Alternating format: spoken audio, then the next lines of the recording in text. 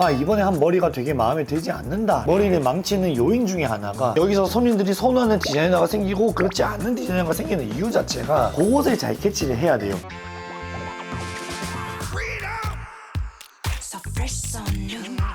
안녕하세요, 모실랭입니다. 오늘은 조금 원초적인 얘기를 한번 해볼까 하는데 왜 우리가 미용실에 가서 머리를 망치는 경우가 생길까? 이 부분에 대해서 한번 얘기해 보려고 해요. 나도 한 명의 디자이너로서 방문해주신 손님들이 오셔서 머리를 망치지 않고 만족해 하시고 나가시는 모습이 나에게는 참 엄청난 즐거움이란 말이지. 손님 입장에서는 이번에 한 머리가 되게 마음에 들지 않는다, 그런 순간들을 항상 겪게 된단 말이지. 그럼 도대체 왜 이런 일이 생길까? 제 생각에는 한 4가지의 경우로 좀 압축해서 볼 수 있을 것 같아요. 디자이너 입장에서 이런 얘기를 한다는 게 참 조심스러운 부분이기도 해요. 머리를 실패하는 확률이 조금이라도 좀 줄어들기 위해서 한번 준비를 해봤습니다. 모든 경우가 다 해당되지는 않으니까 필요하신 부분만 잘 들어주시고 나에게 해당되지 않는다라는 부분은 과감하게 조금 걸러서 들으시면 좋으실 것 같아요. 첫 번째 이유로 설명을 하자면 아마 디자이너의 역량이 제일 먼저 나오지 않을까 싶어. 머리를 자르는 기술을 통해서 그 행위를 통해서 머리를 잘라서 만든 하나의 작업물이란 말이지. 기술이기 때문에 어느 정도의 숙련도의 시간이 필요하고 숙련도와 더불어가지고 내가 가지고 있는 감성, 그것을 트렌드에 맞춰서 나가는 이런 일련의 과정들도 분명하게 필요한 게 머리를 자르는 기술이라는 분야 중에 가장 중요한 핵심이지 않을까 싶습니다. 여러분들이 다 알다시피 미용실에 가게 되면은 인턴분들이 항상 계시잖아. 일정 기간 동안 수련을 통해서 또 배움을 통해 가지고 디자이너가 되기 전까지 배움의 과정을 거치게 되는데, 아무리 이 교육기간을 열심히 잘 배우고 노력해서 디자이너가 된다고 할지라도 이 인턴 기간에는 친구들, 지인들 머리를 상대로 머리를 많이 잘라주긴 하지만은 실제로 내가 돈을 받고 머리를 자르게 되면은 내가 느낀 체감 상태가 너무 다르단 말이야. 한정된 영역에서 불특정 다수를 머리 자르게 되면 내가 예기치 못한 부상들이나 모지들이나 여러가지 어려움들이 한꺼번에 다가오기 시작합니다. 그렇기 때문에 어쩔 수 없이 초디분들은 경력이 쌓인 디자이너들보다는 기술에 대한 숙련도 자체는 떨어질 수밖에 없는 게 사실이라고 말하고 싶어요. 어쩔 수 없는 부분이지 않을까? 기술이라는 거는 뭐 오래 하면 할수록, 장인이라는 사람들이 있듯이 오래 하면 할수록 잘할 수밖에 없는 게 이 기술의 영역입니다. 모든 경우가 다 그렇진 않지만은 거의 대부분의 경우가 그렇지 않을까 싶습니다. 머리를 망치는 요인 중에 하나가 초급 디자이너 분들이 기술적 숙련도가 아직 올라오기 전에 그분들에게 머리를 맡겼다가 그분들이 조금 실수를 해가지고 아직 숙련도가 많이 올라오지 않았기 때문에 내가 원하는 결과물이 나오지 않는 경우가 생기는 것 같습니다. 근데 뭐 처음부터 잘하는 사람들이 어딨어? 그런 과정을 통해서 점점 올라가니까 뭐 이해해달라고 얘기하고 싶진 않지만은 그런 이유가 있다라고 정도만 알고 계시면 될 것 같습니다. 그래서 대부분의 샵들이 디자이너가 된 지 얼마 안 되신 분들부터 원장까지 직급 체계를 나눠가지고 가격을 달리하는 이유에도 이게 큰 원인 중에 하나이지 않을까 싶습니다. 이건 내 개인적인 주관인데 이건 감성적인 부분을 절대 얘기 안 할 수가 없다고 나는 생각을 하거든. 제가 생각하는 미용에 대한 기술 자체는 어느 정도 일정 기간이 지나면은 무조건 숙련도가 올라갈 수밖에 없어요. 근데 내가 생각하는 이 감성이라는 부분은 또 하나의 다른 부분의 영역이거든. 같은 기술을 가지고 있지만은 그 디자이너가 표현할 수 있는 감성의 영역이 지금의 트렌드와 더 부합을 하느냐 아니면 그렇지 않느냐의 차이가 있지 않을까 싶어요. 여기서 손님들이 선호하는 디자이너가 생기고 그렇지 않는 디자이너가 생기는 이유 자체가 난 그건 감성의 영역이라고 생각을 하거든요. 그 감성의 영역이 대중적인 느낌과 잘 표현할 수 있는 디자이너가 있는 반면에 자기만의 고집이 있고 자기가 내고 싶은 색깔이 좀 더 확실하지만은 그게 대중적인 느낌이지 않은 디자이너가 분명히 있긴 나름이에요. 감성이 좋다 나쁘다라고 얘기하기는 조금 힘들 것 같고, 나 같은 경우만 들어보더라도 내가 해주는 작업물에 대해서 만족하시는 고객님들이 있듯이 마찬가지로 나한테 머리 잘랐지만은 불만족을 하시고 다시 찾아오지 않는 손님들도 있기 나름이거든. 손님과 디자이너가 생각하는 감성의 영역의 교집합이 일치하지 않는다면은 이거는 손님이 느꼈을 때 머리를 망쳤다라고 얘기할 수 있는 한 부분이지 않을까 생각이 듭니다. A라는 디자이너는 정말 대중적이고 평범한 스타일을 정말 잘 낼 수 있는 사람이야. B라는 사람은 대중적인 느낌은 아니지만 정말 특이하고 개성 넘치는 스타일을 잘 뽑아내는 그런 감성을 가진 B라는 디자이너가 있어. 난 대중적인 머리보다는 개성이 넘치고 나만의 스타일을 만들어줄 수 있는 사람을 선호해. 그런 사람이 만약에 A같이 그런 디자이너에게 머리를 맡긴다면 내가 생각했던 머리가 나오지 않았다, 내가 머리를 조금 망친 느낌이 든다라고 느낄 수 있겠지만 B라는 디자이너가 표현하는 그런 스타일 잘 뽑아내줄 수 있는 사람한테 찾아갔더라면 아마도 만족할 확률은 조금 더 높아지겠죠. 열심히 일을 해보고자 하는 디자이너 같은 경우에는 분명히 작업물 게시물이 인스타에 무조건 있습니다. 작업 게시물만 보더라도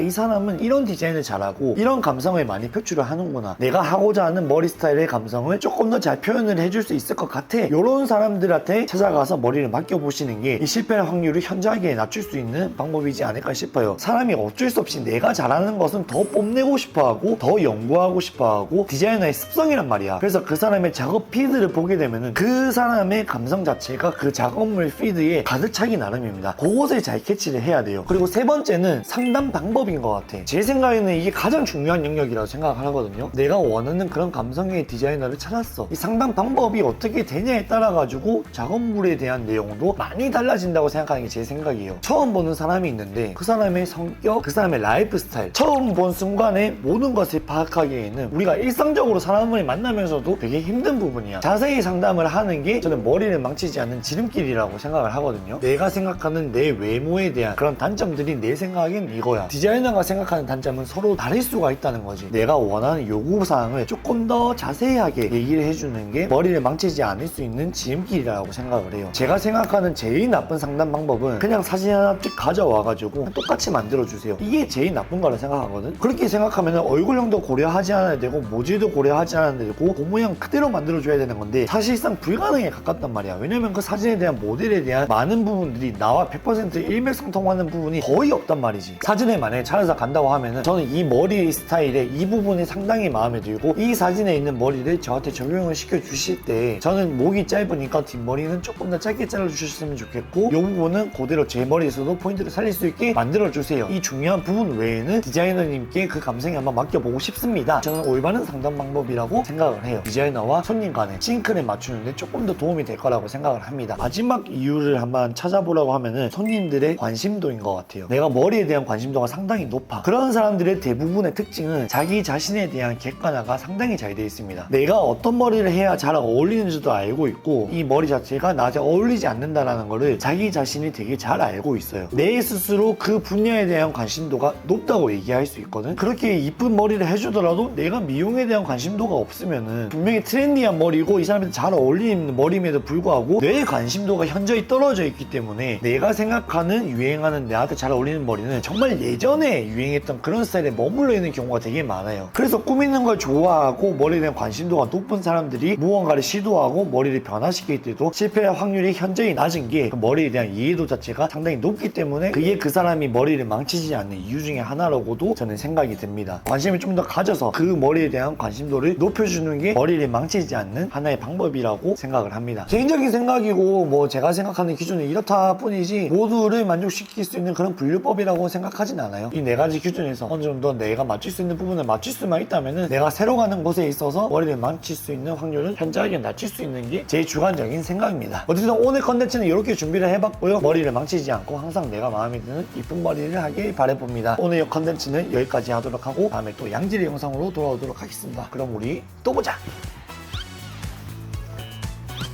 안녕.